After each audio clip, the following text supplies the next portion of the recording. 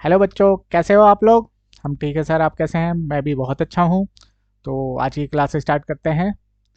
Perquisite के अंदर हमने ऑलरेडी दो टाइप के जो परक्यूजिट होते हैं वो डिस्कस कर लिए थे। पहला था हमारा जो कि सारे एम्प्लॉयज़ के हैंड में टैक्सेबल होता था, और दूसरा था जो कि सारे केसेस में एग्जेम्प्ट होता था।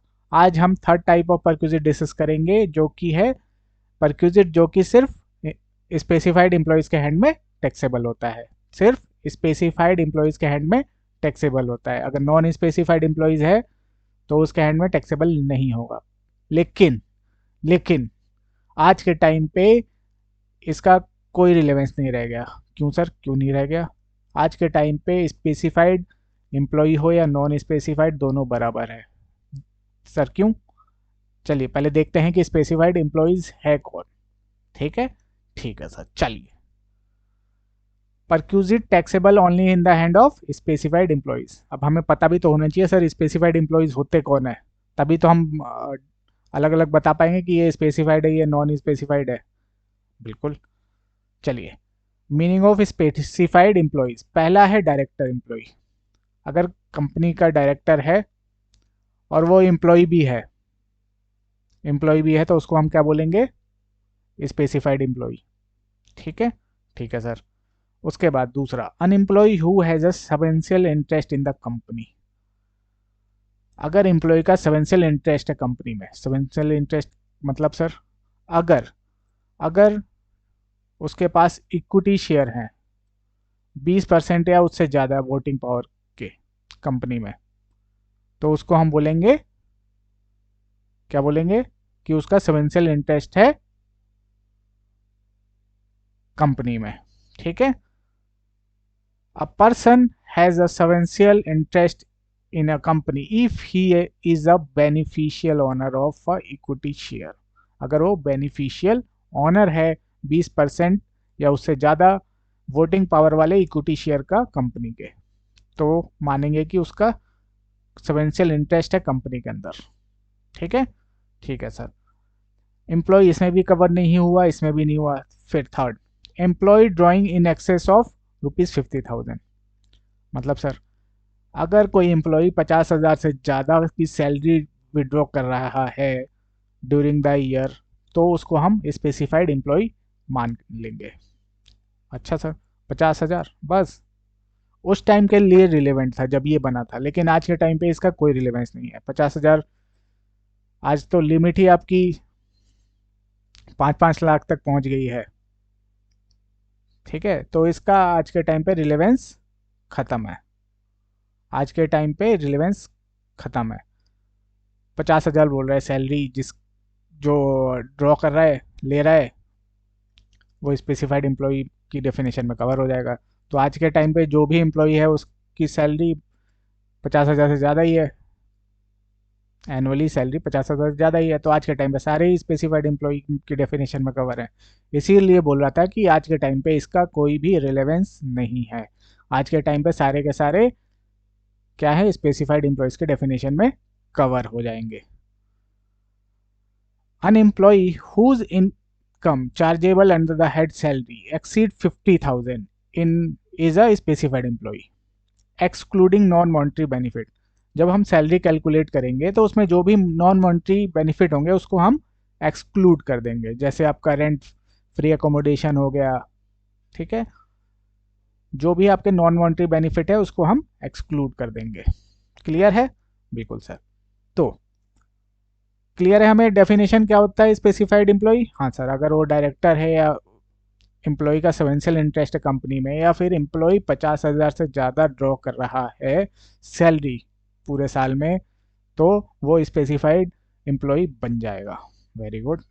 चलिए, अब इनके केसेस में अगर स्पेसिफाइड एम्प्लॉय बन जाता है तो उसमें अलग से कुछ परक्यूजिट दे रखे हैं, वही सिर्फ टैक्सेबल होते हैं। कौन से सर। पहला है valuation of benefit of provision of domestic servant. Domestic servant अगर दे रखा है एम्प्लॉयर ने तो वो टैक्सेबल होगा। अब यहाँ पे दो चीज़ें निकल के आती हैं। क्या सर। देखिए, केस समझिए। एम्प्लॉय ने नौकर खुद रखा हुआ है अपने घर पे। एम्प्लॉय ने खुद नौकर को रखा हुआ है, सर्वेंट को रखा हुआ है। या गार्डनर को रखा हुआ है, कुक को रखा हुआ है, ठीक है, और उसकी सैलरी एम्प्लॉयर रिम्बर्स कर देता है। ये एम्प्लॉयर है आपका, ये एम्प्लॉई है, ठीक है। एम्प्लॉई ने खुद ही सर्वेंट रखा हुआ है, ठीक है। एम्प्लॉयर क्या करता है, ये इसको सैलरी पे करता है एम्प्लॉई।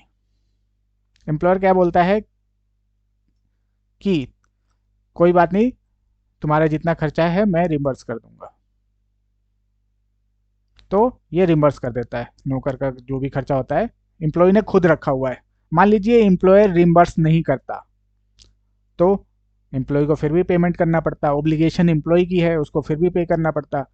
तो अगर इस टाइप का केस है जहाँ पे ओब्लिगेशन एम्प्लॉय की है, चाहे अगर एम्प्लॉयर पैसा ना भी दे, रिम्बर्स ना भी करे, तो भी एम्प्लॉय को देना ही है, ऐसे केसेस, इस टाइप के जो भी परक्यूजिट होंगे, इस टाइप के जो भी परक्यूजिट होंगे वो सारे एम्प्लॉयज़ के हैंड में टैक्सेबल होंगे, सारे एम्प्लॉयज़ के हैंड में टैक्सेबल होंगे, ठीक है।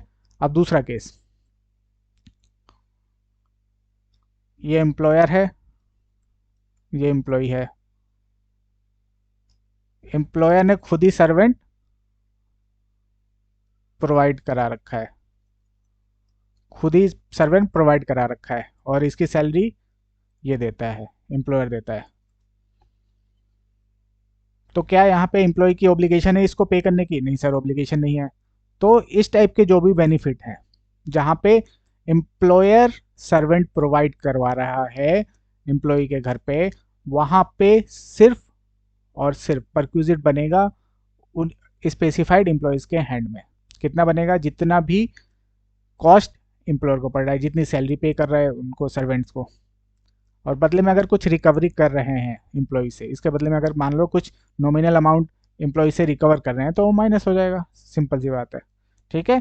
ठीक है sir. If servants are engage by a employee, अगर एम्प्लॉय ने एंगेज कर रखा है, एन एम्प्लॉयर पेड और रिम्बर्स द एम्प्लॉय, ठीक है, एम्प्लॉय ने क्या कर रखा है, एंगेज कर रखा है, और एम्प्लॉयर क्या करता है, रिम्बर्स कर देता है उसकी सैलरी। अगर एम्प्लॉयर रिम्बर्स नहीं करता तो भी एम्प्लॉय को पे करना पड़ता सैलरी, हाँ सर पे करना पड़ता। तो इस टाइप का केस सारे ही एम्प्लॉयज़ के हैंड में टैक्सेबल होता है। लेकिन जहाँ पे एम्प्लॉय का कोई ऑब्लिगेशन नहीं है, एम्प्लॉय ने खुद ही सर्वेंट्स प्रोवाइड करा रखे हैं, खुद ही सर्वेंट प्रोवाइड कर रखे हैं, और उनकी सैलरी भी खुद ही बियर करता है, तो इस टाइप के जो भी परक्यूजिट होंगे सिर्फ स्पेसिफाइड एम्प्लॉयज़ के हैंड में ही टैक्सेबल होंगे। कितना टैक्सेबल होगा सर? जितना वो सैलरी पे कर रहा है उन सर्वेंट्स के लिए, ठीक है। It will be perquisite in the hand of all employ. अगर ऑब्लिगेशन एम्प्लॉय की है और एम्प्लॉयर रिम्बर्स कर रहा है, तो सारे ही एम्प्लॉयज के हैंड में टैक्सेबल है। But if the domestic servants are engage by the employer, employer खुद ही इंगेज करता है, खुद ही उनको प्रोवाइड कराता है, and the facility of such servant is provided to the employee, और एम्प्लॉय को फैसिलिटी प्रोवाइड करता है, it will be perquisite in the hand of specified employee only. The value of benefit shall be total amount of salary paid or payable by employer at reduced by the any amount paid by the employee। जितनी salary पे करी servant को उतना perquisite बन जाएगा, और अगर कुछ एम्प्लॉय से रिकवरी करी है तो वो लेस हो जाएगा, ठीक है। ठीक है सर। चलिए एक एग्जांपल है, एग्जांपल सॉल्व करते हैं। Mister X and mister Y are working for a gamma limited. Mister X and mister Y working है गामा लिमिटेड में। As per salary fixation norm the following perquisite were offered. ये perquisite उनको offer किया गया। पहला, for mister X who engaged a domestic servant of ₹500 per month. His employer reimbursed the entire salary paid to a domestic servant 500 per month. पहले case में mister x ने खुद ही servant रखा हुआ है, और जो उसका एम्प्लॉयर है वो रिम्बर्स कर देता है उसको 500 रुपए पर मंथ में। मिस्टर एक्स ने खुद ही नौकर रखा हुआ है, और एम्प्लॉयर क्या करता है, जितना नौकर को पे किया उसने पूरा का पूरा रिम्बर्स कर देता है मिस्टर एक्स को, ठीक है। तो कितना परक्यूजिट होगा? सर 500 इंटू 12, 6000 पर क्यूजिट हो जाएगा पूरे साल का, but sorry, for all employees, for all employees. क्यों? क्योंकि ऑब्लिगेशन किसकी है, ऑब्लिगेशन किसकी है यहाँ पे, सर एम्प्लॉय की है। अगर एम्प्लॉयर रिम्बर्स नहीं भी करेगा, एम्प्लॉयर रिम्बर्स नहीं करेगा तो भी एम्प्लॉय को, नौकर को, सर्वेंट को पैसा देना ही पड़ेगा। ठीक है, तो जहाँ ऑब्लिगेशन एम्प्लॉय की है और रिम्बर्स एम्प्लॉयर कर रहा है तो वो सारे ही एम्प्लॉयज़ के हैंड में टैक्सेबल होता है, चाहे वो स्पेसिफाइड एम्प्लॉय है या चाहे नॉन स्पेसिफाइड एम्प्लॉय है। क्लियर है? बिल्कुल सर। अब सेकंड क्वेश्चन करते हैं मतलब सेकंड पार्ट करते हैं इसका। For Mr. Y, he was provided with a domestic servant at 500 per month as a part of remuneration package. Second case में, सेकंड केस में एम्प्लॉयर ने खुद ही सर्वेंट को अपॉइंट कर रखा है, इंगेज कर रखा है उसके घर पे। एम्प्लॉयर ने खुद ही सर्वेंट को इंगेज कर रखा है मिस्टर वाई के घर पे, 500 रुपये पर मंथ में। तो परक्यूजिट कितना होगा sir, 500 into 12, 6000। But in case of specified employees only, सिर्फ स्पेसिफाइड एम्प्लॉयज के हैंड में ही टैक्सेबल होगा। अगर नॉन स्पेसिफाइड एम्प्लॉय है तो उसके हैंड में टैक्सेबल नहीं होगा। ठीक है, ठीक है सर। चलिए फिर सेकंड है हमारा valuation of gas, electricity, water supplied by employer. अब बहुत सारे ऑर्गेनाइजेशन है, बहुत सारे ऑर्गेनाइजेशन जैसे एनटीपीसी है, इंडियन ऑयल है, इनकी जो रिफाइनरीज होती हैं या जो भी इंस्टॉलेशन है जहाँ पे जैसे एनटीपीसी का इंस्टॉलेशन है, वो एनटीपीसी का बिजली बनाती है आपकी, है ना? हाँ सर। तो ये जहाँ पे भी इनका इंस्टॉलेशन लगा रहता है, इंस्टॉलेशन मतलब फैक्ट्री, ठीक है, तो वहाँ पे क्या बोलते हैं, इनका खुद का एक टाउनशिप होता है, खुद का टाउनशिप होता है। तो ये क्या करते हैं, बिजली बना रहे हैं, बाहर सप्लाई कर रहे हैं, प्लस प्लस जो अब इनकी खुद की टाउनशिप है वहाँ पे भी इलेक्ट्रिसिटी को सप्लाई कर रहे हैं अपने एम्प्लॉयज़ के लिए। ठीक है, ठीक है सर।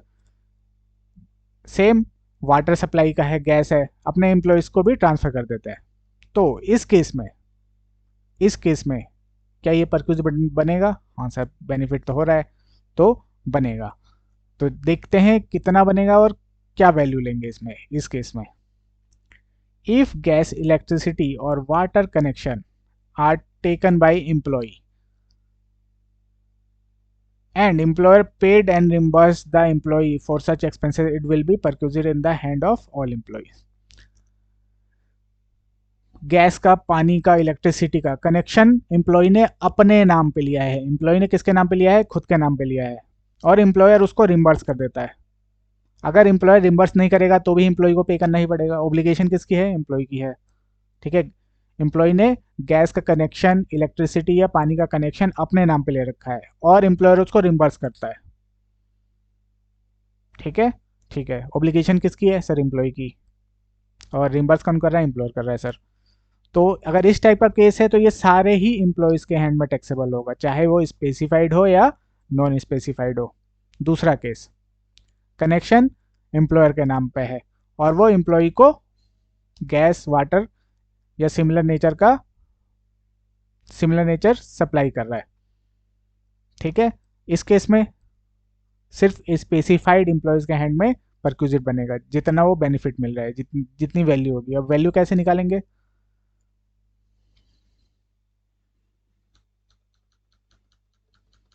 दो केसेस हो सकते हैं।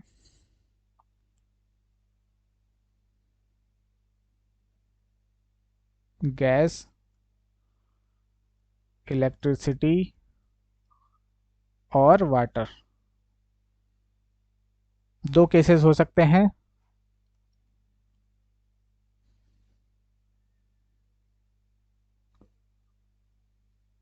पहला, या तो खुद ही मैन्युफैक्चर करता हो, ठीक है, खुद ही प्रोड्यूस करता हो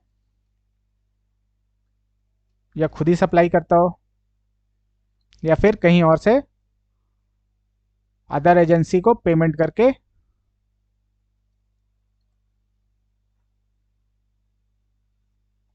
अदर एजेंसी से परचेज करता हो, अदर एजेंसी से परचेज करता हो और फिर सप्लाई करता हो। दो केसेस हो सकते हैं, या तो खुद ही प्रोड्यूस कर सकता है, जैसे इलेक्ट्रिसिटी है खुद ही प्रोड्यूस कर रहा है, या फिर जो बिजली कंपनी है उस उससे लेके फिर एम्प्लॉय को प्रोवाइड कर रहा है। दोनों केसेस हो सकते हैं। अगर खुद प्रोड्यूस कर रहा है तो जो भी प्रोडक्शन कॉस्ट है, मैन्युफैक्चरिंग कॉस्ट है, जो भी उसको बनाने में कॉस्ट लगी पर यूनिट, ठीक है, मैन्युफैक्चरिंग कॉस्ट पर यूनिट, और एम्प्लॉय ने जितना यूनिट कंज्यूम किया उससे मल्टीप्लाई कर देंगे, हमारा क्या निकल के आ जाएगा, perquisite in the hand of employ.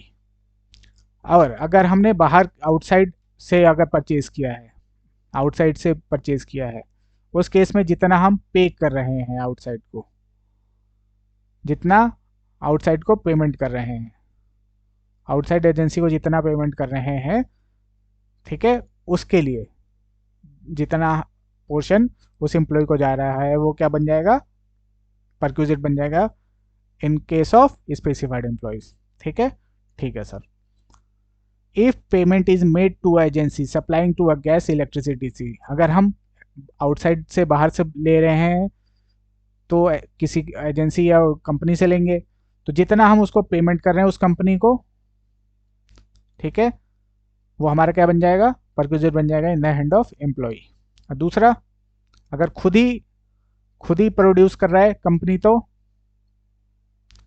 If supply is made from resource on by employer, खुद ही बना रहा है, तो फिर मैन्युफैक्चरिंग कॉस्ट पर यूनिट निकालेंगे और उसको मल्टीप्लाई कर देंगे जितने यूनिट एम्प्लॉय ने कंज्यूम किए हैं।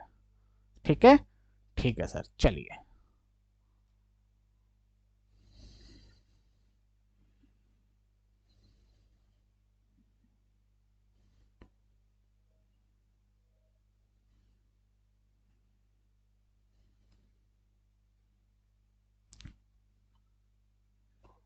फिर है आपका third, valuation of free and concessional educational facilities. Education से रिलेटेड अगर कोई फैसिलिटी प्रोवाइड कराता है एम्प्लॉय को एम्प्लॉयर, तो उस केस में क्या होगा, देखिए, अगर एम्प्लॉय फीस पे कर रहा है, एम्प्लॉय फीस पे कर रहा है, स्कूल की फीस पे कर रहा है, और एम्प्लॉयर उसको रिम्बर्स कर देता है, तो उस केस में सारे एम्प्लॉयज़ के केस में वो टैक्सेबल हो जाएगा, परक्विजिट बन जाएगा। लेकिन खुद ही फैसिलिटीज़ प्रोवाइड कर रहा है या फिर एम्प्लॉयर की वजह से किसी और स्कूल में, या तो एम्प्लॉयर का खुद का स्कूल हो, ऑन या मेंटेन बाई खुद हो, या फिर किसी और स्कूल में ड्यू टू यहाँ पे जॉब करता है एम्प्लॉयर की वजह से, उसको किसी और स्कूल में एडमिशन मिलता है बच्चे को, ठीक है, एम्प्लॉयर की वजह से, तो उस केस में सिर्फ स्पेसिफाइड एम्प्लॉयज़ के केस में वो परक्यूजिट बनेगा, स्पेसिफाइड एम्प्लॉयज़ के केस में वो परक्यूजिट बनेगा। तो इस केस में सर वैल्यू क्या लेंगे, जितना भी फी पे कर रहा है एम्प्लॉयर, जितना भी कॉस्ट बियर कर रहा है, एक्चुअल कॉस्ट, जितना भी एक्चुअल एक्सपेंडिचर हो रहा है, वो परक्यूजिट की वैल्यू बन जाएगा स्पेसिफाइड एम्प्लॉयज़ के हैंड में। और अगर कुछ रिकवरी हुआ है तो लेस कर देंगे। लेकिन लेकिन अगर पर चाइल्ड, पर चाइल्ड 1000 रुपये तक फीस है पर मंथ, तो सारा का सारा एग्जाम्प्ट हो जाएगा, 1000 रुपये से जितना ऊपर होगा वो ही टैक्सेबल होगा। ठीक है, ठीक है सर, चलिए अब एक बार पढ़ते हैं।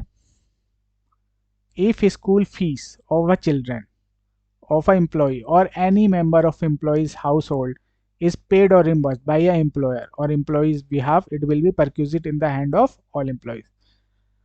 अगर एम्प्लॉय फीस पे कर रहा है और एम्प्लॉयर रिम्बर्स कर रहा है, तो सारे ही एम्प्लॉयज के हैंड में टैक्सेबल होगा, चाहे वो स्पेसिफाइड एम्प्लॉय हो या नॉन स्पेसिफाइड एम्प्लॉय हो। लेकिन but if the education facility is provided in a school maintained by a employer, employer का खुद का ही स्कूल है, या फिर in any school by reason of being employment क्योंकि उसकी एम्प्लॉयमेंट की वजह से किसी और स्कूल में उसको एडमिशन मिलता है फ्री ऑफ कॉस्ट और a concessional rate, it would be perquisite in the hand of specified employees only. ठीक है, ठीक है सर।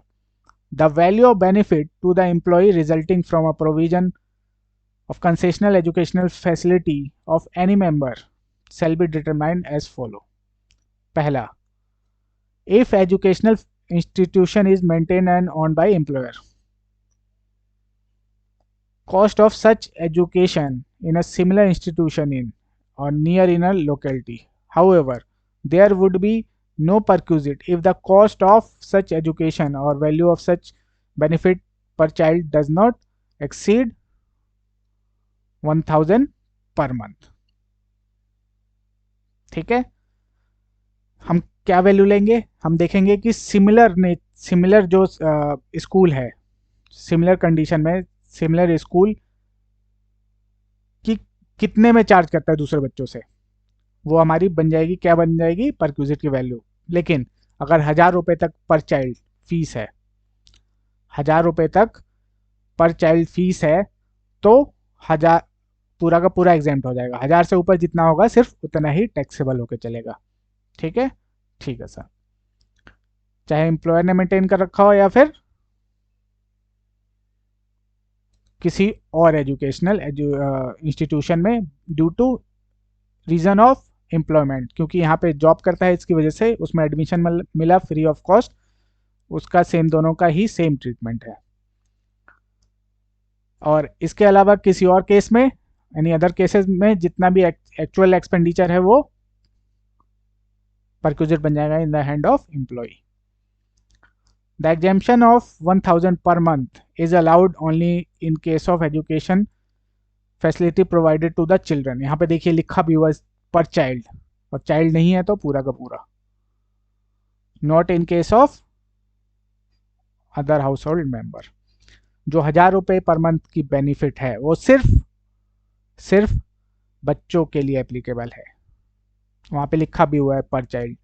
चाइल्ड के अलावा कोई और भी स्कूल में पढ़ता है, ठीक है, मान लीजिए एम्प्लॉय का छोटा भाई है वो पढ़ रहा है, तो उस केस में 1000 रुपये पर मंथ की एग्जेम्पशन नहीं मिलेगी।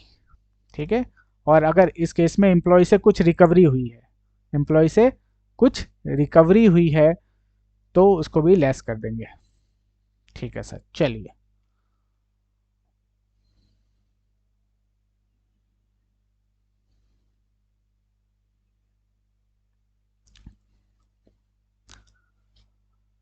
फ्री और कंसेशनल टिकट, इसमें क्या है सर, इसमें बोला गया है कि अगर एम्प्लॉयर जो कि इंगेज्ड है in the business of transportation of goods और पैसेंजर, वो अपनी सर्विसेज एम्प्लॉय को देता है पर्सनल पर्पस के लिए, ठीक है, पर्सनल पर्पस के लिए फ्री ऑफ कॉस्ट या कंसेशनल रेट पे,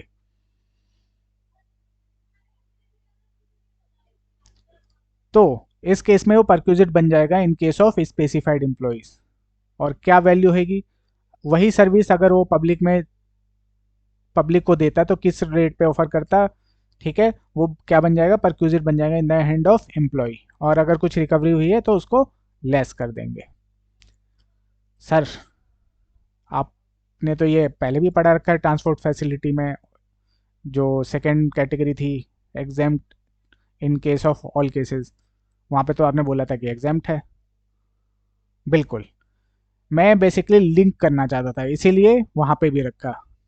आज के टाइम पे ये जो एप्लीकेबल है सिर्फ स्पेसिफाइड एम्प्लॉय के केस में है, वहाँ पे एग्जाम्प्ट है लेकिन सिर्फ नॉन स्पेसिफाइड एम्प्लॉयज़ के लिए।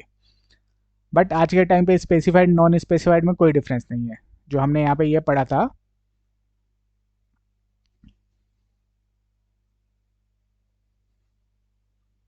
Transport facilities, transport facility provided by an employer engaged in the business of carrying passenger और either फ्री ऑफ चार्ज और एट अ कंसेशनल रेट। ठीक है, तो आप चाहें तो इसको क्रॉस भी कर सकते हैं, ये नॉन स्पेसिफाइड एम्प्लॉयज़ के केस में एग्जेम्प्ट होगा, बट आज के टाइम पे इसका कोई रिलेवेंस नहीं है, तो आप चाहें तो इसको कट भी कर सकते हैं। ठीक है, ठीक है सर।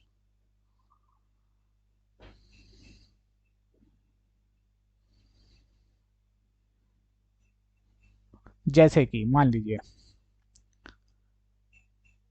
एक एम्प्लॉय है मिस्टर ए, उसको अपने घर जाना है, वो दिल्ली में रहता है, उसको अपने घर जाना है, कहाँ पे, लखनऊ। इसका एम्प्लॉयर एम्प्लॉयर की बसेस चलती हैं इस रूट पे। तो मिस्टर ए गया अपने एम्प्लॉयर के पास, बोलता है कि सर मुझे छुट्टी चाहिए, मुझे घर जाना है, अपने घर जाना है, लखनऊ जाना है मुझे। तो एम्प्लॉयर कहता है ठीक है जाओ। तो फिर पूछता है कि कैसे जाओगे, तो बोलता है अभी सर ट्रेन से चले जाएंगे। तो एम्प्लॉयर बोलता है अपनी बस जाती तो है, बस से चले जाओ। तो एम्प्लॉय बोलता है ठीक है, मिस्टर ए बोलता है ठीक है, बस से चला जाता है फिर। तो ये बस से बैठ के दिल्ली से,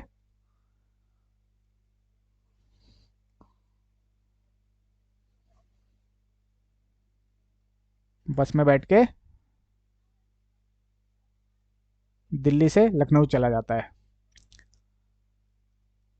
अब वहीं पे पब्लिक पे अगर ये जाता, सेम सीट पब्लिक को ये ऑफर करता है एम्प्लॉयर, 1,000 रुपये पर सीट, ठीक है। तो इसके हैंड में कितना टैक्सेबल हो जाएगा सर, 1,000 रुपये। 1,000 रुपये अगर फ्री ऑफ कॉस्ट है, और मान लीजिए इसके बदले में इसने 100 रुपये रिकवर किया हो तो सर 900 रुपये। पब्लिक को ये कितने पे वो सीट दे रहा था, दिल्ली से लखनऊ की टिकट, एम्प्लॉयर सर 1,000 रुपये में। अगर फ्री ऑफ कॉस्ट है तो 1,000 का 1,000 परक्यूजिट बन जाएगा इन द हैंड ऑफ ए। लेकिन अगर कुछ रिकवरी हुआ है तो उसको लेस कर देंगे, मान लीजिए 100 रुपये लिया इससे 1,000 की जगह, तो 900 रुपये परक्यूजिट की वैल्यू बनेगी। लेकिन ये सिर्फ होगा किसके हैंड में, स्पेसिफाइड एम्प्लॉयज़ के हैंड में, ठीक है। ठीक है, लेकिन अगर एम्प्लॉय ऑफ एयरलाइन और रेलवे है तो उनके केस में ये परक्यूजिट नहीं बनेगा। एयरलाइन और रेलवे के केस में ये परक्यूजिट नहीं बनेगा, ठीक है। तो पर्सनल पर्पस के लिए भी अगर ट्रैवल करते हैं एयरलाइन और रेलवेज के एम्प्लॉय बाई देयर फैसिलिटीज़, चाहे रेलवे से या फिर एरोप्लेन से, एरोप्लेन के एम्प्लॉय एरोप्लेन से, रेलवे के एम्प्लॉय रेलवे से, तो कोई परक्यूजिट नहीं बनेगा उनके हैंड में, ठीक है जी सर। चलिए आगे चलते हैं। चलिए क्वेश्चन पढ़ते हैं। श्री बाला employed in a ABC company limited as a finance manager gives you the list of perquisite provided by the company to him for the entire financial year 2023-24। ठीक है, अब देख लेते हैं कि चाहिए क्या है इसको। Compute the chargeable perquisite in the hand of mister Bala for the assessment year 23-24। ठीक है, ठीक है सर। तो हमें अमाउंट निकालना है परक्यूजिट का जो कि इसके हैंड में टैक्सेबल होंगे, ठीक है सर। पहला है domestic servant was provided at the residence of Bala. Salary of domestic servant is 1,500 per month. Servant was engaged by him. The servant was engaged by him, and the salary is reimbursed by the company. In case company has employed the domestic servant, what will be the value of perquisite?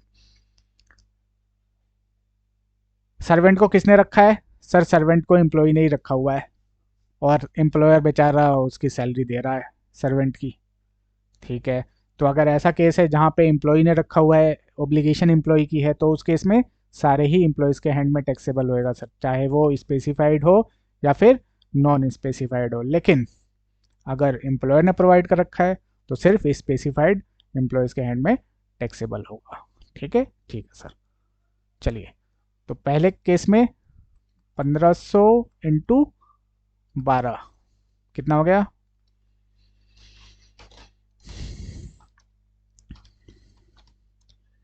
18,000।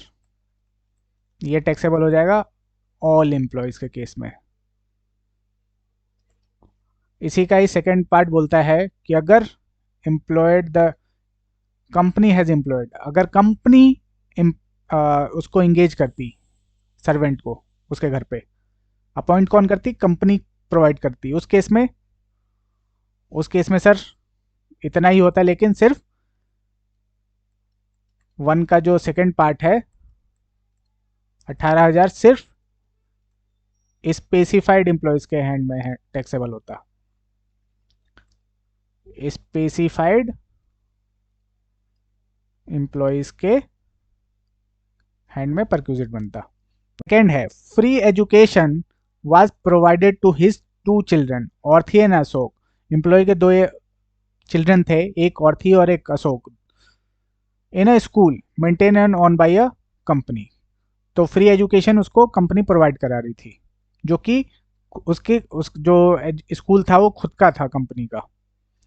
The cost of such education for Aarthi is computed at 900 per month. ऑर्थी के लिए जो cost पड़ रहा था education का वो था 900 रुपये पर महीने फॉर ए एम्प्लॉयर, और अशोक के लिए पड़ रहा था 1200 per month. No amount was recovered by the company for such education facility from Bala. और एम्प्लॉय से कोई भी रिकवरी नहीं की जा रही थी। तो हमें क्या निकालना है, कितना टैक्सेबल पोर्शन होएगा परक्यूजिट का इन case of free educational facility provided by employer. अगर एम्प्लॉय खुद फीस पे करता और एम्प्लॉयर फिर रिम्बर्स करता तो सर सारे ही एम्प्लॉयज के केस में वो टैक्सेबल होता।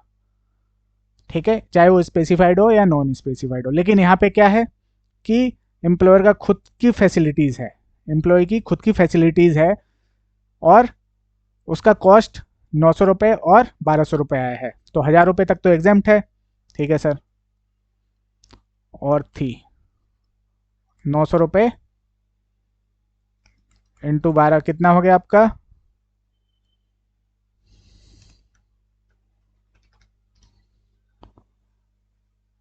10,800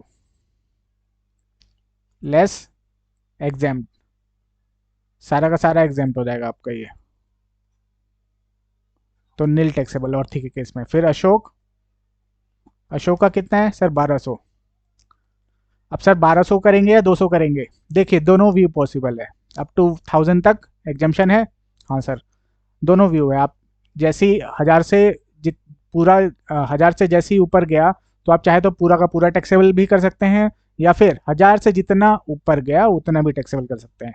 जैसे 1200 है तो 1200 का पूरा टैक्सेबल कर सकते हैं, या फिर 1200 माइनस 1200 भी टैक्सेबल कर सकते हैं। दोनों व्यू चलते हैं। जब हमारा एग्जाम में क्वेश्चन आएगा तो दोनों ही अल्टरनेट आंसर से दोनों क्वेश्चन सॉल्व हुआ होगा, इस 1200 लेके भी 200 भी लेके, तो कोई इशू नहीं है एग्जाम के लिए।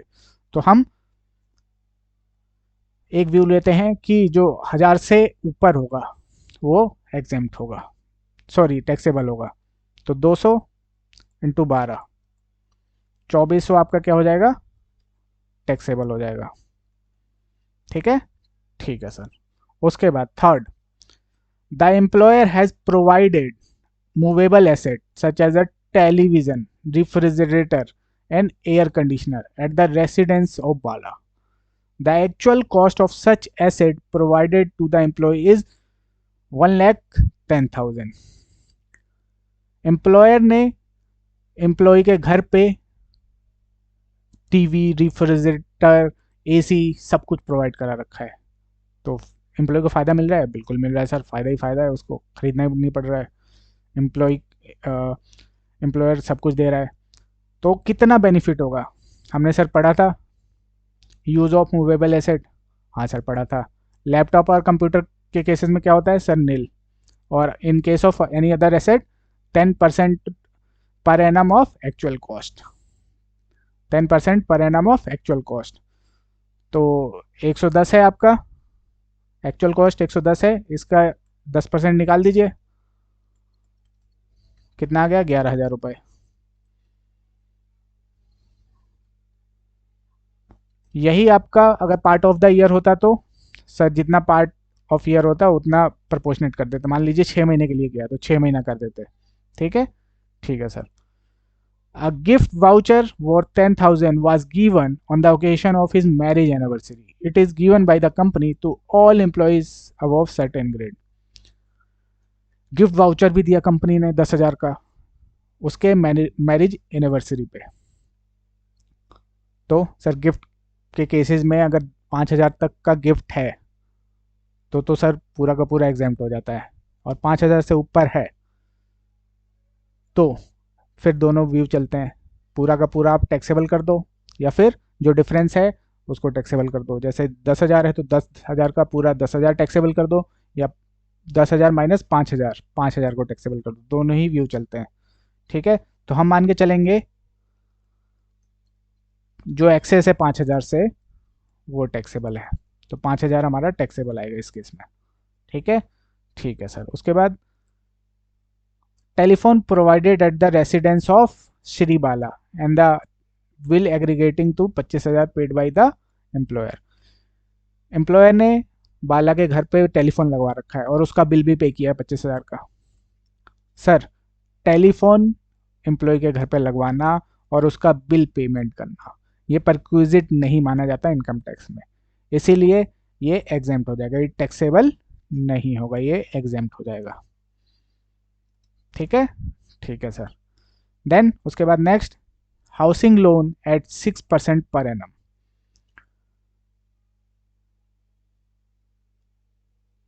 एम्प्लॉयर ने एम्प्लॉय को एक हाउसिंग लोन दे रखा है जिसका रेट है 6% पर एनम।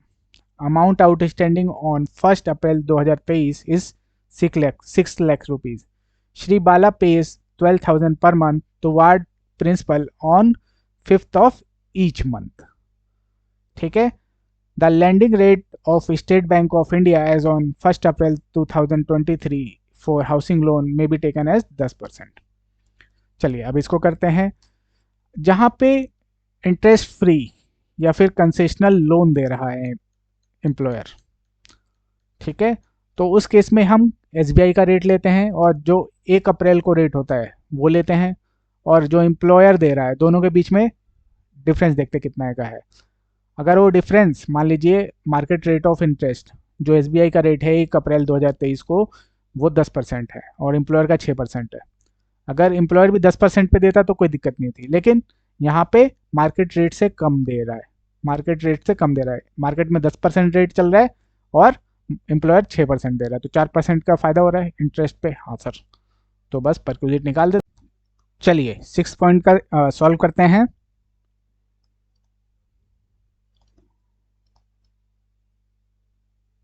मार्केट रेट कितना है सर? 10%। एम्प्लॉयर कितना दे रहा है sir? 6% per annum. 4% per annum का फायदा है एम्प्लॉय को। हाँ सर, ठीक है, तो निकालते हैं। परक्यूजिट कैसे निकालेंगे इंटरेस्ट फ्री लोन या कंसेशनल इंटरेस्ट लोन में? सर, जो भी last day of a month जो भी बैलेंस होगा उसके ऊपर कैलकुलेट करेंगे। जो भी लास्ट डे ऑफ मंथ पे जो भी बैलेंस होगा उसके ऊपर हम इंटरेस्ट कैलकुलेट करेंगे। ठीक है, ठीक है सर। तो यहाँ पे ये जो एम्प्लॉई है हर महीने 5 तारीख को पेमेंट कर देता है। 1 तारीख को 6 लाख है, 1 अप्रैल को, 5 अप्रैल को इसने 12,000 की पेमेंट कर दी होगी, तो 30 अप्रैल को कितना बचा होगा सर? 30 अप्रैल को बचा होगा 588। ठीक है, ठीक है सर। तो परक्यूजिट कितना होगा 1 महीने का? निकालिए। 588 के ऊपर 4% के हिसाब से 1 महीने का इंटरेस्ट निकालिए, कितना हुआ?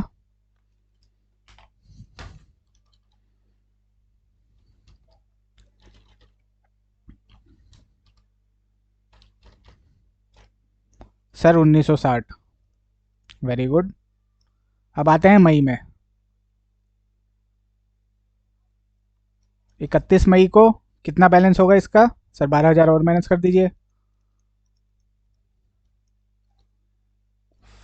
576 इंटू 4%,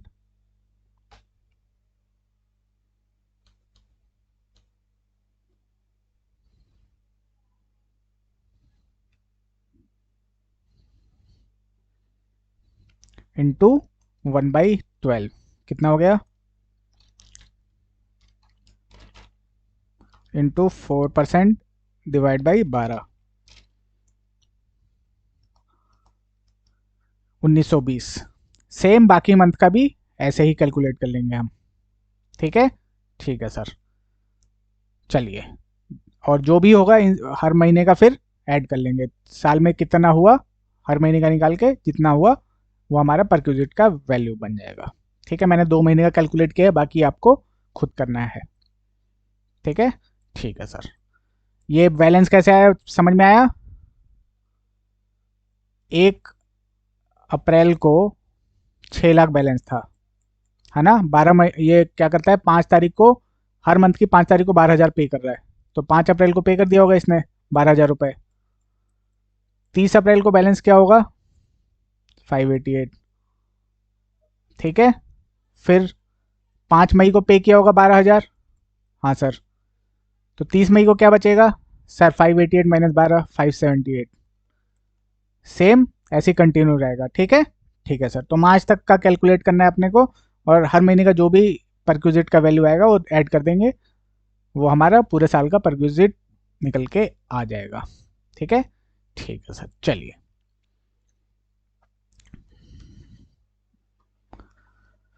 नेक्स्ट है हमारा अब valuation of motor car.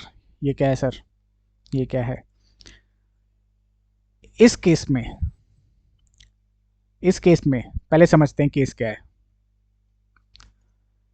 Employer ने गाड़ी दे रखी है एम्प्लॉय को, ऑफिस कार दे रखी है यूज़ करने के लिए, चाहे वो ऑफिशियल पर्पज़ के लिए हो या घर के लिए हो या दोनों के लिए हो। ऑफिस के लिए भी यूज़ कर सकता है, घर के लिए भी यूज़ कर सकता है। बेनिफिट है उसको, हाँ सर है। अगर पर्सनल के लिए करता है या पार्टली ऑफिस और पार्टली घर के लिए करता है, बेनिफिट तो है सर। दूसरा केस, ऑफिस की गाड़ी भी दे रखी है और रनिंग और मेंटेनेंस एक्सपेंस भी एम्प्लॉयर ही बियर करता है, बेनिफिट है एम्प्लॉय को, हाँ सर है। अगर वो पर्सनल पर्पज़ या पार्टली पर्सनल पर्पज़ के लिए कर रहा है, ऑफिशियल पर्पज़ के लिए कर रहा है तो कोई दिक्कत नहीं है, ठीक है। ठीक है सर, अब आ जाते हैं हम दूसरी कंडीशन पे। यहाँ पे क्या था कि गाड़ी एम्प्लॉयर की थी, अब गाड़ी एम्प्लॉय की है, लेकिन जो उसका रनिंग और मेंटेनेंस का खर्चा है, पेट्रोल डलवाने का खर्चा है, सर्विसिंग का खर्चा है, वो एम्प्लॉयर बियर कर रहा है, और गाड़ी यूज़ हो रही है ऑफिस के लिए, परक्यूजिट बनेगा नहीं सर। लेकिन पर्सनल पर्पज़ के लिए कर रहा है, घर का है बट रिम्बर्स कर रहा है एम्प्लॉयर, तो बन जाएगा सर। तो इस केस में बस हमें यही देखना है कि बेनिफिट हो रहा है एम्प्लॉय को कि नहीं हो रहा है, ठीक है। ठीक है सर, तो जितना बेनिफिट होएगा वो परक्यूजिट बना देंगे। अब कितना होगा वही इसके अंदर हम देखेंगे कि कैसे निकालते हैं। इन केस ऑफ मोटर कार अगर दे रखी है एम्प्लॉयर ने, या मोटर कार एम्प्लॉय की है और उसका एक्सपेंस जो है कौन बियर कर रहा है, एम्प्लॉयर कर रहा है, और वो पर्सनल पर्पज़ के लिए है या पार्टली पर्सनल पर्पज़ के लिए है, तो कितना वैल्यू लेंगे परक्यूजिट का, ठीक है। ठीक है सर, चलिए तो मैंने एक चार्ट बना रखा है यहाँ पे। Car owned hired by, car किसकी है, रनिंग और मेंटेनेंस कौन बियर करता है, यूज़ किसके लिए किया गया है, और यहाँ पे जो परक्यूजिट की वैल्यू निकालेंगे, छोटी गाड़ी और बड़ी गाड़ी। तो इनकम टैक्स में बोला गया है कि up to 1.6 litre CC engine है, 1.6 लीटर, 1.6 लीटर, एक सेकेंड, सीसी इंजन है, तो छोटी गाड़ी है, उससे ज़्यादा है तो बड़ी गाड़ी है। आपने कभी देखा है जो गाड़ियाँ आती हैं उस पर लिखा होता है आपका 1.2 लीटर, 1.4 लीटर, क्या मतलब है इसका। और जो स्कूटी होता है उस पर लिखा रहता है आपका 110 CC, 125 CC, 500 CC, scooty bike in सब पे ये लिखा रहता है। क्या है ये उसकी क्यूबिक कैपेसिटी बताता है इंजन कि इंजन कितना पावरफुल है। तो स्कूटी बाइक वगैरह में हम सीसी में बात करते हैं, लेकिन गाड़ी के केस में हम बात करते हैं लीटर्स में, ठीक है। तो up to 1.6 litre CC engine है, ठीक है। तो उस केस में परक्यूजिट कैसे निकलेगा, और अगर 1.6 से ज़्यादा है, जैसे इनोवा है या स्कॉर्पियो है आपकी, ठीक है, फॉर्चूनर है, वो बड़ी गाड़ियाँ हैं, आप इनका इंजन 1.6 से ज़्यादा होगा। अब छोटी गाड़ियों में जैसे सेंट्रो है आपकी, वैगनार है, टाटा पंच है, अल्ट्रोज है, इनका इंजन 1.2 के आसपास होता है शायद, 1 लीटर या 1.2 के आसपास होता है इनका इंजन। तो 1.6 सीसी से कम है, तो वो सारे इसमें कवर हो जाएंगे, ठीक है। अब कैसे निकालेंगे ये देखते हैं, वैल्यू कैसे निकालेंगे परक्यूजिट। तो सबसे पहले हमें इसमें आइडेंटिफाई करना है कि बेनिफिट हो भी रहा है कि नहीं हो रहा है एम्प्लॉय को, हम ऐसे ही निकाल दें। हाँ ठीक है सर। तो कार ऑन्ड और हायर्ड बाई लिखा हुआ है, कार किसकी है और खर्चा कौन बियर कर रहा है, किसके लिए यूज हुई है, छोटी गाड़ी है तो क्या होगा, बड़ी गाड़ी है तो क्या होगा। ठीक है, छोटी गाड़ी है तो क्या होगा, बड़ी गाड़ी है तो क्या होगा। चलिए, गाड़ी किसकी है सर, एम्प्लॉयर की। खर्चा कौन बियर कर रहा है सर, एम्प्लॉयर बियर कर रहा है। गाड़ी भी एम्प्लॉयर की, खर्चा भी एम्प्लॉयर ही बियर कर रहा है।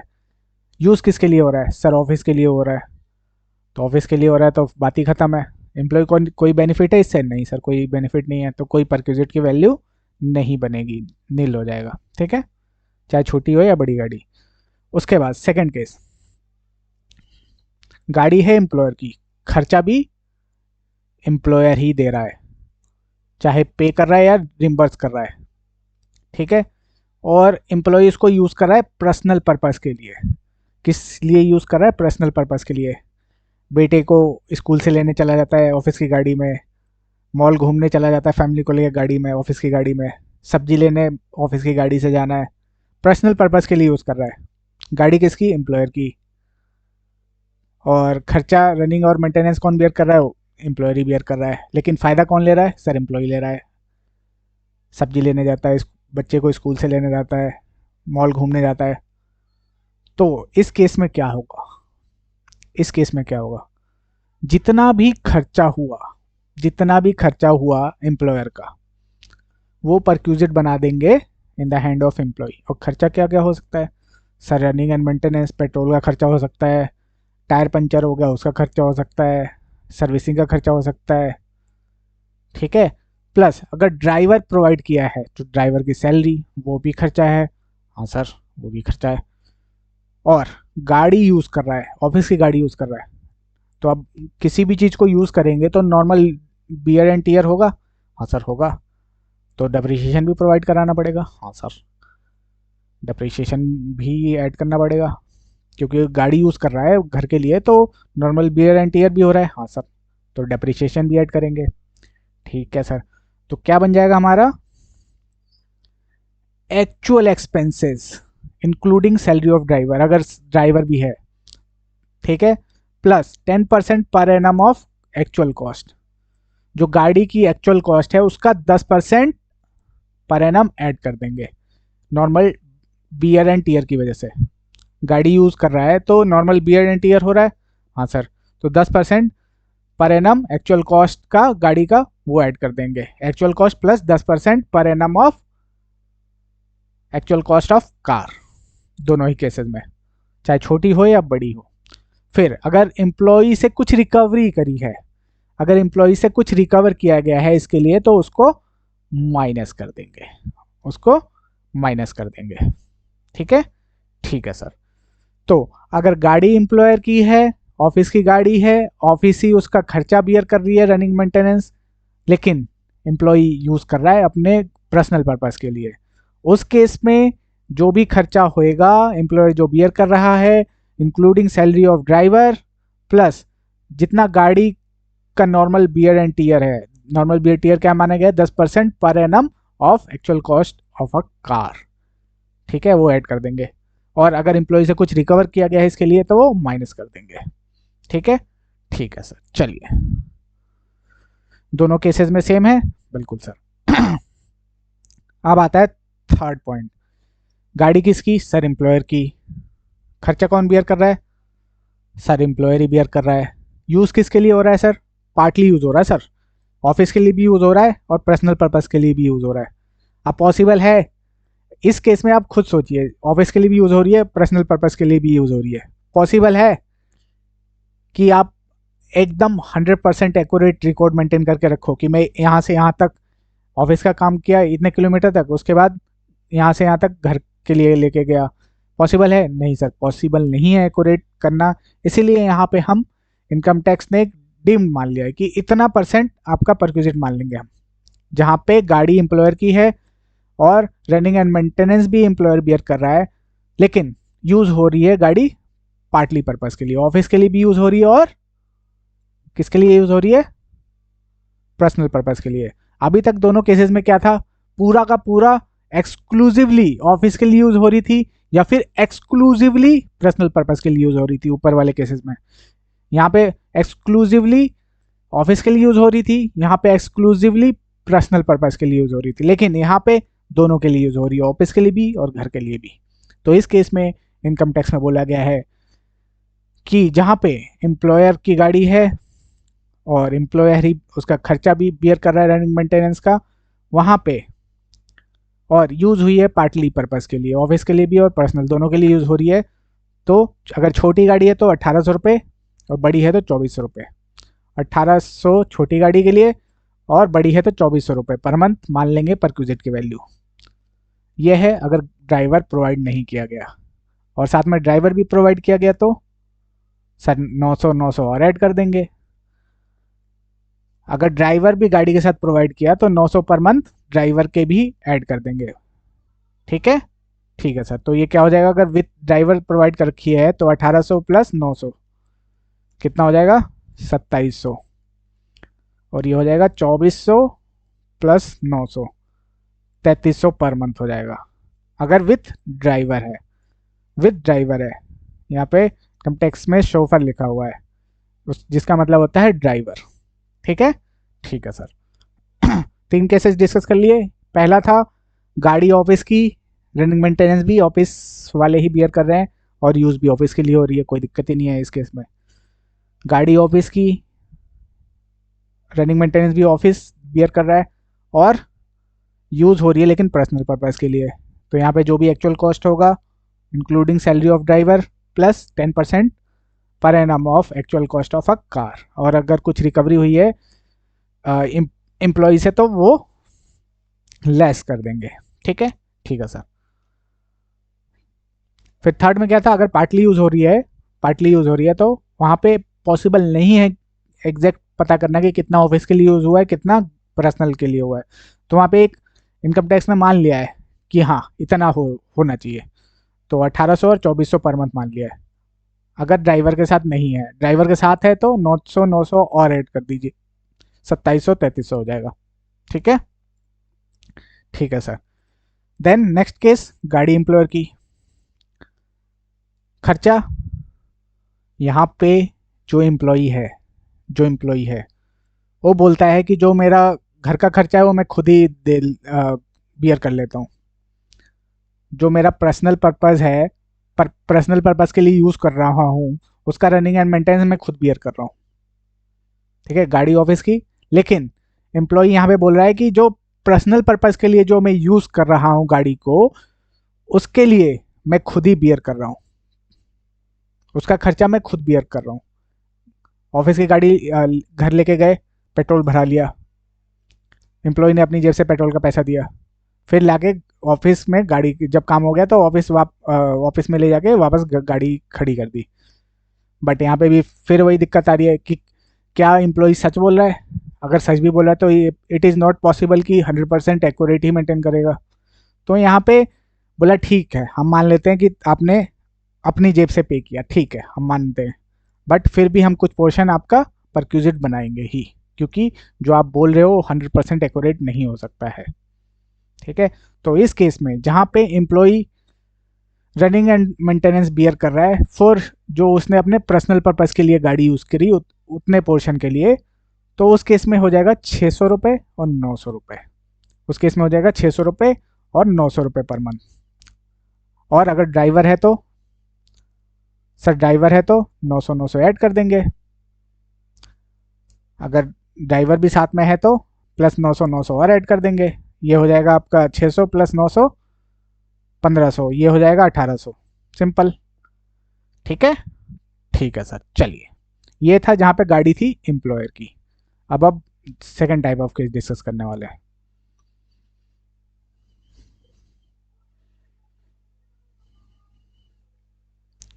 चलिए, गाड़ी किसकी, सर एम्प्लॉय की।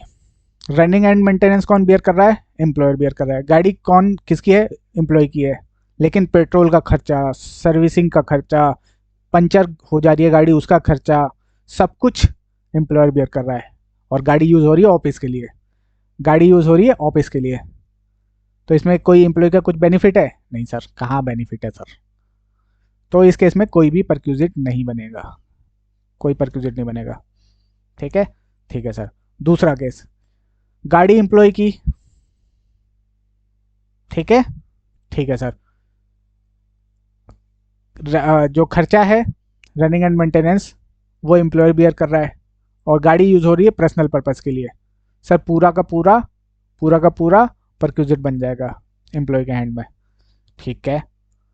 अब जो केस है पार्टली वाला, अगर जो गाड़ी है पार्टली ऑफिस के लिए यूज हुई है, पार्टली पर्सनल पर्पस के लिए, देन गाड़ी एम्प्लॉय की रनिंग एंड मेंटेनेंस कौन बियर कर रहा है? एम्प्लॉयर बियर कर रहा है। और गाड़ी यूज हुई है पार्टली ऑफिस के लिए भी और पर्सनल पर्पस के लिए भी। तो इस केस में क्या करेंगे, जितना भी एक्चुअल एक्सपेंस है, जितना भी एक्चुअल एक्सपेंस है उसमें से हम माइनस कर देंगे।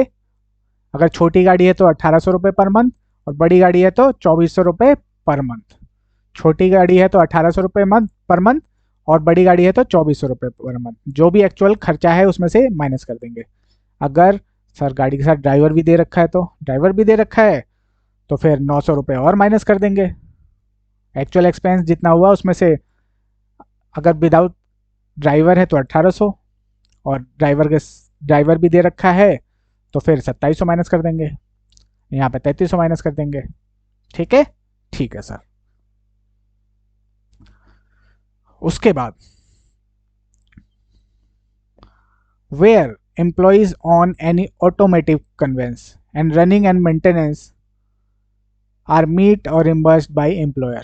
अगर एम्प्लॉय के पास कोई और कन्वेंस है, ऑटोमोटिव कन्वेंस है अदर देन कार, कार नहीं है, उस कार को छोड़ के कोई और ऑटोमोटिव कन्वेंस है लेकिन गाड़ी नहीं है वो, ठीक है, कार नहीं है, ठीक है। तो उस केस में अगर ऑफिस के लिए यूज हुई है, ऑफिस के लिए यूज है, मान लीजिए थ्री व्हीलर है आपका, थ्री व्हीलर है, ऑटो है मान लीजिए, ऑफिस के लिए यूज हुआ है, कोई वैल्यू नहीं निकलेगी। और अगर पर्सनल पर्पस के लिए यूज हुआ है, पार्टली यूज फॉर ऑफिस और पार्टली पर्सनल पर्पस के लिए, तो एक्चुअल एक्सपेंस जितना होगा उसमें से 900 रुपये पर मंथ माइनस हो जाएगा। ठीक है, एक्चुअल जितना होगा उसमें से 900 रुपये पर मंथ माइनस हो जाएगा। ठीक है, ठीक है सर। चलिए,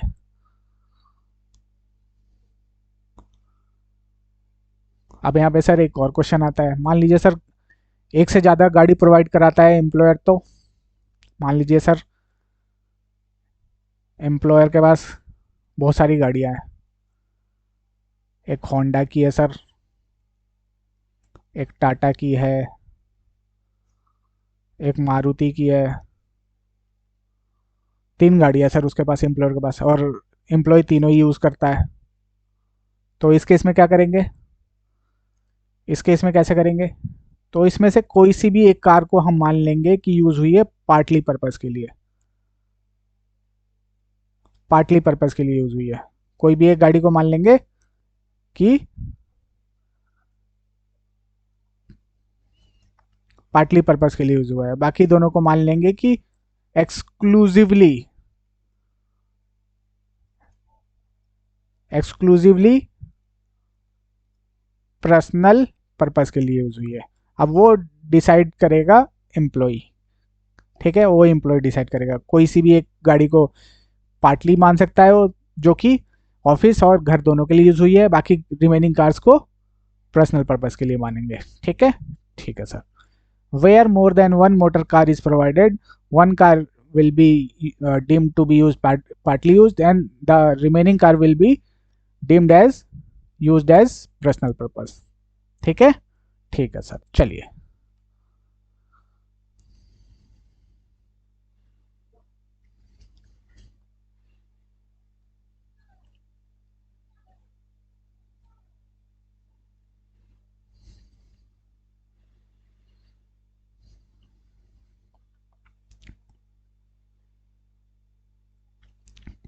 उसके बाद कुछ नोट्स हैं वो देख लेते हैं। एक तो डिस्कस कर लिया। उसके बाद कई बार क्या होता है, ये ऑफिस है, अच्छा सर, और ये घर है, ये ऑफिस है, ये घर है, बहुत पास पास है सर। यहाँ से एम्प्लॉय घर जाता है, यहाँ से घर से ऑफिस आता है, और इसके लिए एम्प्लॉयर ने बस रखी हुई है, बस रखी हुई है और एम्प्लॉय को लाने ले जाने के लिए, या फिर गाड़ी रखी हुई है, गाड़ी रखी हुई है लाने ले जाने के लिए। घर से पिक करेगी और फिर शाम को ड्रॉप करके जाएगी घर पे। तो अगर इस टाइप की कोई फैसिलिटी प्रोवाइड करता है एम्प्लॉयर, कन्वेंस फैसिलिटी प्रोवाइड करता है, जो कि ऑफिस से घर, घर से ऑफिस, या फिर ऑफिस के काम से इधर उधर लेके जाए, तो उसको हम परक्यूजिट नहीं मानेंगे, उस वैल्यू को। ठीक है, उस वैल्यू को हम परक्यूजिट नहीं मानेंगे in case of employee. The use of any vehicle provided by a company और a employer for a journey by a assessee from his residence, घर से ऑफिस और अदर प्लेस ऑफ वर्क। मान लीजिए जीएसटी डिपार्टमेंट जाना है, या फिर इनकम टैक्स डिपार्टमेंट जाना है ऑफिस के काम से। फ्रॉम सच ऑफिस और place to his residence shall not be regarded as a benefit. तो गाड़ी की फैसिलिटी जो है उसके हैंड में परक्यूजिट नहीं माना जाएगा इस केस में। ठीक है, ठीक है sir. If the motor car is own by a employee, अगर मोटर कार एम्प्लॉय ने ऑन कर रखी है, क्या कर रखी है, एम्प्लॉय ने ऑन कर रखी है, and use by him a member of his family वोली फॉर पर्सनल पर्पज, और पर्सनल पर्पज के लिए पूरी की पूरी एक्सक्लूसिवली यूज हो रही है, और एम्प्लॉयर क्या कर रहा है, उसका रनिंग एंड मेंटेनेंस रिम्बर्स कर देता है, तो ये परक्यूजिट बन जाएगा in case of all employees. क्योंकि ऑब्लिगेशन किसकी है, ऑब्लिगेशन चेक करेंगे सबसे पहले, सर एम्प्लॉय की है। अगर एम्प्लॉयर उसको पेट्रोल का खर्चा नहीं देगा तो वो अपनी जेब से देगा एम्प्लॉय।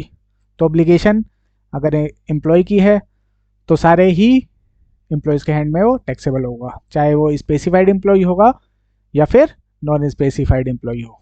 ठीक है, ठीक है सर। चलिए चलिए अब इसके ऊपर एक क्वेश्चन करते हैं।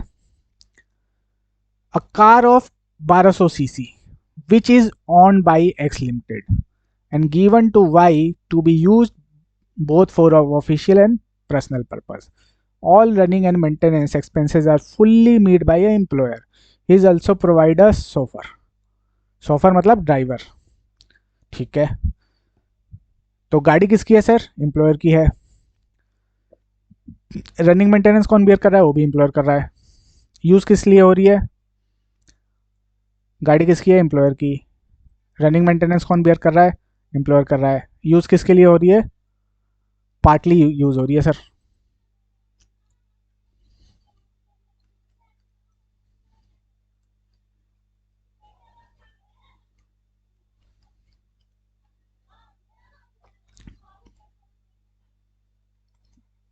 पार्टली यूज हो रही है ना। हाँ सर, और गाड़ी कितने सीसी की है सर, 1200 सीसी की है, तो मतलब छोटी गाड़ी है, मतलब छोटी गाड़ी है। ठीक है, तो उस केस में क्या हो जाएगा सर, 1800 रुपये पर मंथ परक्यूजिट की वैल्यू है। लेकिन ध्यान से देखिए, सोफर भी प्रोवाइड किया गया है, सोफर मतलब ड्राइवर भी प्रोवाइड किया गया है। अच्छा, तो 900 रुपये और ऐड कर देते हैं सर, 2700 पर मंथ। ठीक है, तो 2700 इंटू 12 से मल्टीप्लाई कर दीजिए, कितना हो गया, 32,400। ये परक्यूजिट की वैल्यू बन जाएगी मिस्टर वाई के हैंड में। ठीक है, ठीक है सर। चलिए, ठीक है बच्चों, तो यहाँ पे हमारा बेसिक सैलरी, अलावेंसेस, परक्यूजिट और रिटायरमेंट बेनिफिट सब खत्म हो चुके हैं। इसके अलावा अगर कुछ और मिसलिनियस चीज़ें जो सैलरी में बचती हैं, जैसे कि फीस हो गया, कमीशन हो गया, बोनस हो गया, और कुछ मिसलिनियस आइटम अगर कुछ और भी रिसीव हो रहा है, वो आपके फुल्ली टैक्सेबल होते हैं। ठीक है, ठीक है सर। तो जब इतनी सारी चीज़ें हम ऐड कर लेंगे तो वो बन के आता है हमारा ग्रॉस सैलरी। क्या बनेगा, ग्रॉस सैलरी। ठीक है, ग्रॉस सैलरी। उसके बाद हम इसमें से तीन चीजें माइनस करते हैं, तीन चीजें माइनस करते हैं, क्या क्या sir?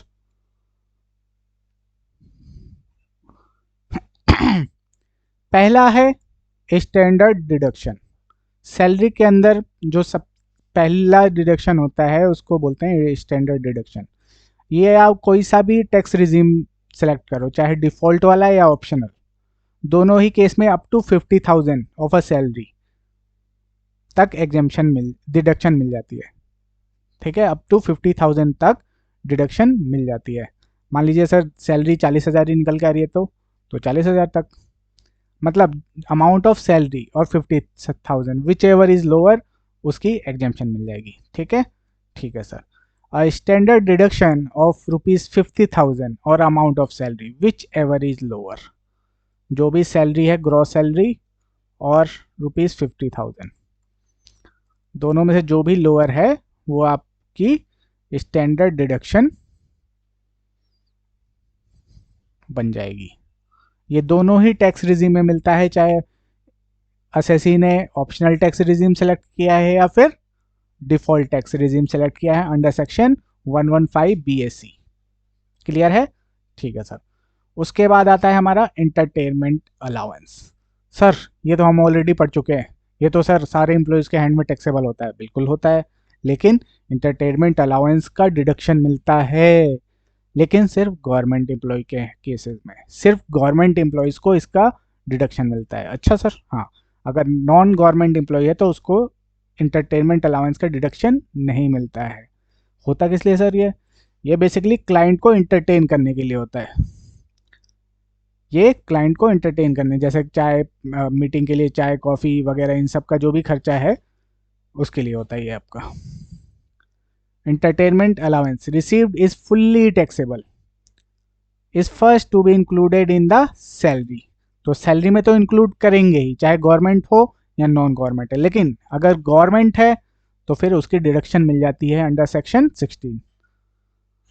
There after following deduction is to be made from a gross salary, सिर्फ गवर्नमेंट एम्प्लॉय के केस में ही मिलती है। Amount of deduction will be lower of 1/5 of his basic salary, जो उसकी बेसिक सैलरी है उसका 1/5, 50,000 और इंटरटेनमेंट अलाउंस रिसीव्ड जो भी तीनों में से लोअर है, क्या 5,000, 1/5 ऑफ बेसिक सैलरी और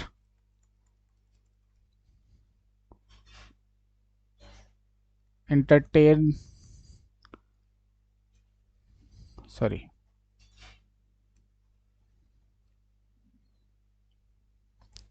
इंटरटेनमेंट अलाउंस रिसीव्ड, तीनों में जो भी आपका लोअर होगा वो एग्जेम्प्ट हो जाएगा।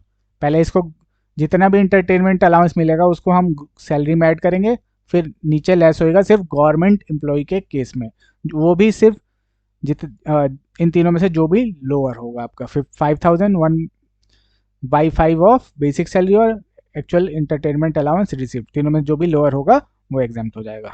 ठीक है, ठीक है सर। लेकिन ध्यान से देखिए एक और लाइन लिखी हुई है, ये डिफॉल्ट टैक्स रिजीम के अंदर इसकी डिडक्शन नहीं मिलेगी। अगर असेसी ने ऑप्शनल टैक्स रिजीम सेलेक्ट कर रखा है तभी उसको इसका बेनिफिट मिलेगा, अगर डिफॉल्ट टैक्स रिजीम सेलेक्ट किया हुआ है तो उसमें इसकी डिडक्शन नहीं मिलेगी। ठीक है, ओके सर। फिर प्रोफेशनल टैक्स ऑन एम्प्लॉयमेंट, ये क्या होता है सर? इनकम टैक्स दे तो रहे हैं, ये बेसिकली स्टेट गवर्नमेंट टैक्स लगाती है। ये जो प्रोफेशनल टैक्स है स्टेट लेवी होता है आपका, और इसकी अलाउंस तभी मिलती है जब एक्चुअली पेड होता है, एक्चुअली पेड होता है, अगर पेड नहीं है तो इसकी डिडक्शन नहीं मिलेगी। अच्छा सर, हाँ, पेड बेसिस पे होता है।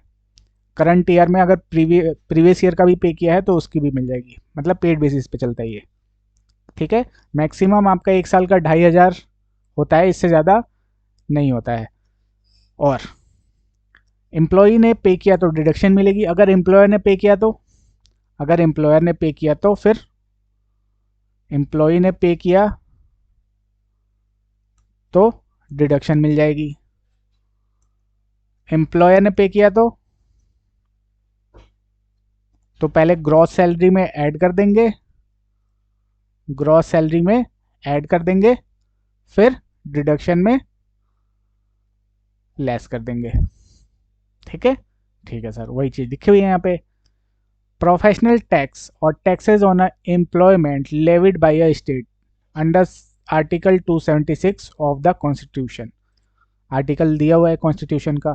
ठीक है, जब हमने इनकम टैक्स स्टार्ट किया तो वहां पे देखा था कि कोई भी टैक्स बिना लॉ के हम नहीं ले सकते। कोई भी टैक्स लेने के लिए गवर्नमेंट को उसके लिए एक लॉ होना चाहिए, उसका एक्ट होना चाहिए, अदरवाइज अदरवाइज वो हमसे वो टैक्स नहीं ले सकती। ठीक है, तो आर्टिकल 276 के अंदर कॉन्स्टिट्यूशन ने अलाउ किया है इसकी डिडक्शन तभी मिलती है जब ये एक्चुअली पेड होता है। अगर पे नहीं हुआ तो इसकी कोई डिडक्शन नहीं हुई। मान लीजिए साल का 2,500 रुपया बनता है लेकिन पेड नहीं है तो डिडक्शन नहीं मिलेगी।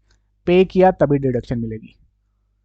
ठीक है, वो भी ड्यूरिंग द ईयर होना चाहिए paid, during the year paid होना चाहिए। If employment tax is reimbursed directly or paid by the employer on behalf of employee, the amount so paid is first included as a salary income। पहले salary में add करेंगे। अगर employer ने directly pay कर दिया या reimburse कर दिया है तो पहले ग्रॉस सैलरी में ऐड करेंगे, फिर डिडक्शन में लेस करेंगे। पहले ग्रॉस में ऐड करेंगे, फिर डिडक्शन में लेस करेंगे। लेकिन अगर एम्प्लॉय ने ही पे किया है तो सीधा लेस कर देंगे। ठीक है, ठीक है सर।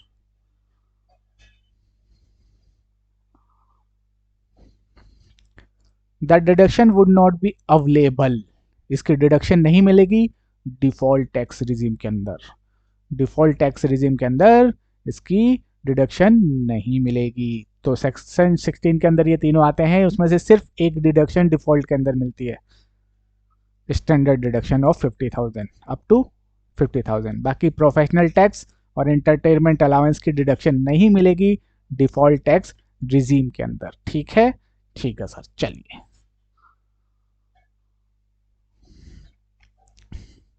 अब यहाँ पे क्वेश्चन आया है, एग्जाम्पल 27। एग्जाम्पल 27, चलिए सॉल्व कीजिए। पहले पढ़ लेते हैं एक बार। Mister Goyal receive the following involvement during the previous year. Basic salary इतनी है, डीएनएस अलाउंस इतना है, कमीशन इतना है, एंटरटेनमेंट अलाउंस इतना है, मेडिकल अमाउंट रिम्बर्स इतना है, प्रोफेशनल टैक्स इतना है, जिसमें से 1,000 रुपये एम्प्लॉय ने पे किए हैं। बहुत अच्छी बात है। Mister Goyal contribute 50,000 toward recognise provident fund. Very good, बहुत अच्छी बात है। He has no other income. अच्छा, नहीं है तो हम क्या करें भाई, नहीं है तो अच्छी बात है। Determine the income from salary for AY 23-24। If Goyal is a state mister Goyal is a state government employee. जो मिस्टर गोयल हैं वो स्टेट गवर्नमेंट एम्प्लॉय हैं। चलिए तो सॉल्व करें। बिल्कुल सर, बिल्कुल करते हैं, हम तो तैयारी बैठे रहते हैं। चलिए 27 सॉल्यूशन।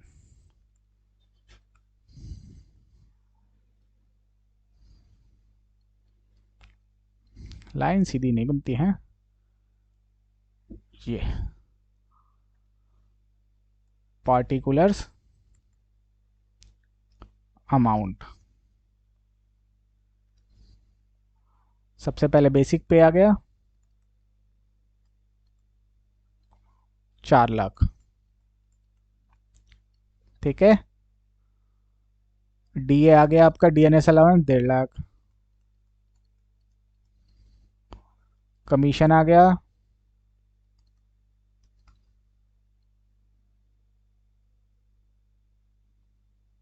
1 लाख।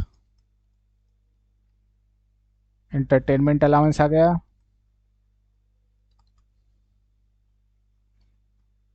ग्रॉस सैलरी में तो ये इंक्लूड होएगा ही, बस डिडक्शन मिलेगी गवर्नमेंट एम्प्लॉय के केस में। तो कितना मिला है, 40,000 रुपये। फिर medical expense रिम्बर्स्ड,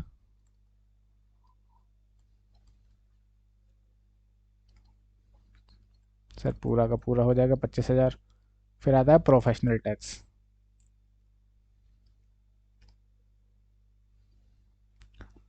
professional tax. Sir 2000 थे, प्रोफेशनल टैक्स 2000 था, 1000 एम्प्लॉय ने पे किया, एम्प्लॉय ने 1000 पे किया और 1000 एम्प्लॉयर ने पे किया। तो 1000 की तो डिडक्शन मिल जाएगी, किस में मिलेगी? ऑप्शनल वाले के केस में, डिफ़ॉल्ट पे नहीं मिलेगी। और 1000 जो एम्प्लॉयर ने पे किया है वो ग्रॉस सैलरी में ऐड हो जाएगा, डिडक्शन सिर्फ ऑप्शनल टैक्स रिजीम में मिलेगा, डिफ़ॉल्ट में नहीं मिलेगा। तो ऐड कितना करेंगे यहाँ पे? 1000 रुपये। ठीक है। Mister Goyal contribute 5000 toward recognise provident fund. ये सेक्शन 80 में चला जाएगा, डिडक्शन में। सैलरी चैप्टर में इसका कोई काम नहीं है, तो इसको हटा दीजिए अभी। ऐड कीजिए, कितना होता है?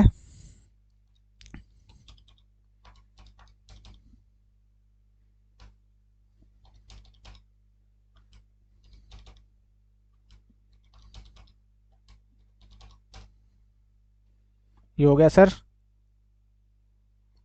7,16,000। ये हो गई ग्रॉस सैलरी, ग्रॉस सैलरी। ठीक है, ठीक है सर।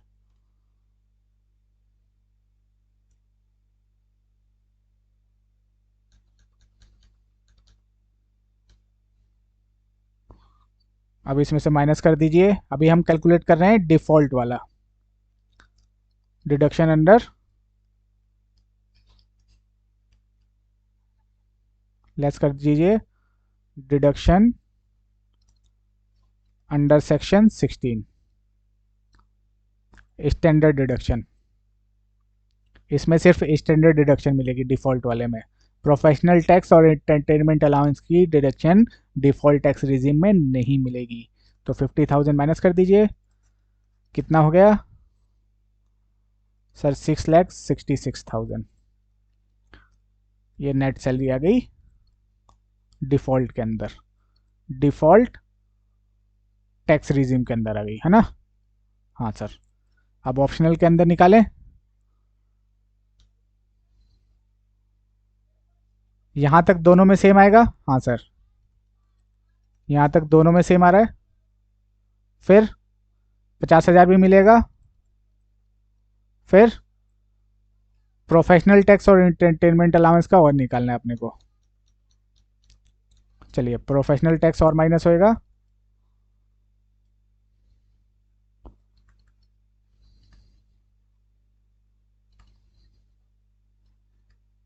कितना माइनस होगा सर? 2000। और एंटरटेनमेंट अलाउंस की डिडक्शन माइनस होएगी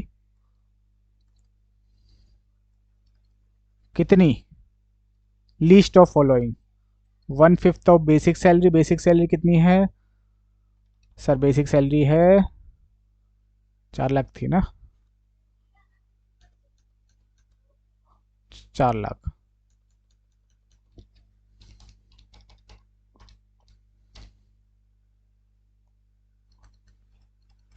ठीक है, ये हो गया पहला। दूसरा हो गया 5,000 और थर्ड हो गया एक्चुअल रिसीव्ड। रिसीव्ड कितना है? 40,000। इनमें जो भी कम होगा वो आपका एग्जेम्प्ट हो जाएगा। हाँ सर, हाँ। 4 लाख का 1/5 कितना हो गया सर? ये हो गया 80,000 रुपये। 80,000, 5,000, 40,000, विच कौन सा लोअर है सर? 5,000। तो इसकी डिडक्शन मिल जाएगी, तो 5,000 यहाँ पे डिडक्ट हो जाएगा। ये कितना हो गया?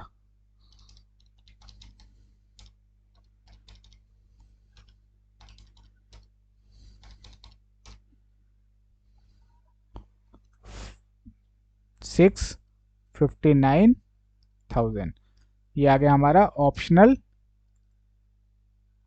टैक्स रिजीम के अंदर नेट सैलरी। ठीक है, ठीक है सर। चलिए,